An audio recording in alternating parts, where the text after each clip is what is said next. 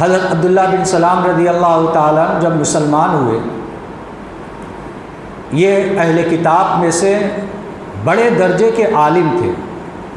حدیث کے اندر ان کا واقعہ ذکر کیا جاتا ہے کہ انہوں نے کہا کہ اے اللہ کے نبی، آپ یہود کو آزمانا چاہیں تو میرے ذریعے آزما لیجئے، اور میں پردے کے پیچھے چھپ جاتا ہوں، آپ ان سے پوچھئے کیف فیکم عبداللہ ابن السلام، تمہارے درمیان عبداللہ ابن السلام کیسے ہیں، ان کا کیا رتبہ ہے، کیا مقام ہے۔ چنانچہ اللہ کے نبی صلی اللہ علیہ وسلم نے یہی پوچھا تو ان لوگوں نے کہا کہ وہ کریم ہے، کریم کے بیٹے، اور خوب ان کی تعریف کی۔ لیکن جیسے ہی اللہ کے نبی صلی اللہ علیہ وسلم نے فرمایا کہ وہ مسلمان ہو گئے ہیں، فوراً وہ پلٹ گئے اور کہا کہ وہ بھی لعین ہیں، یعنی گالی دینے لگے، اور وہ لعین کے بیٹے ہیں۔ پھر اس کے بعد ان کے اوپر طرح طرح کی بہتان ترادی اور بہتان لگانا شروع کر دیا۔ یہ حضرت عبداللہ بن سلام رضی اللہ تعالیٰ عنہ فرماتے ہیں کہ جب وہ مسلمان ہوئے تو ان کے دل کے اندر ایک بات آئی کہ تورات کے اندر اور یہود کے اوپر اونٹ کا گوشت کھانا منع تھا، ان کے لیے حرام تھا۔ دین اسلام کے اندر اونٹ کا گوشت حلال ہے، یعنی اگر کوئی کھانا چاہے تو کھا لے، نہ کھانا چاہے تو اس کے اوپر کوئی وبال نہیں ہے۔ اس سے سوال نہیں ہوگا کہ تم نے اونٹ کا گوشت کیوں نہیں استعمال کیا۔ ان کے ذہن کے اندر یہ بات آئی کہ اونٹ کا گوشت واجب تو ہے نہیں، فرض تو ہے نہیں، صرف حلال ہے، لہذا اگر ہم اونٹ کے گوشت کو نہ کھائیں تو دین موسوی پر بھی عمل ہو جائے گا جو ہمارا پرانا دین ہے، اور اس دین کے اوپر بھی عمل ہو جائے گا کہ اس دین کے اندر اونٹ کا گوشت کھانا واجب اور ضروری نہیں ہے۔ لیکن چونکہ یہ چیز عقیدے سے تعلق رکھتی تھی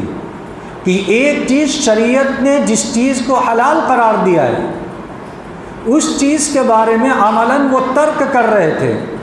اور اس بنیاد پر کہ اس شریعت پر بھی عمل ہو جائے اور اس پر بھی عمل ہو جائے، قرآن پاک کے اندر آیت نازل ہو گئی، یا ایھا الذین آمنوا ادخلوا فی السلم کافہ ولا تتبعوا خطوات الشیطان